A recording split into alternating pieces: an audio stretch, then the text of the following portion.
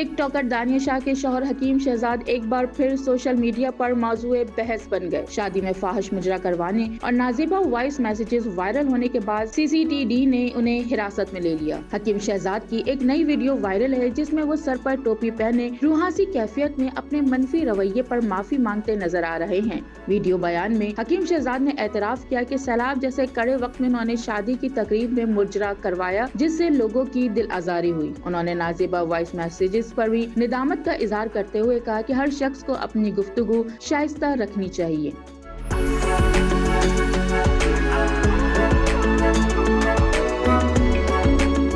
वाज़ेह रहे कि हकीम शहजाद दानिया शाह के दूसरे शौहर हैं, जबकि दानिया शाह की पहली शादी डॉक्टर आमिर लियाकत से हुई थी, जो पुरस्कार हालात में इंतकाल कर गए।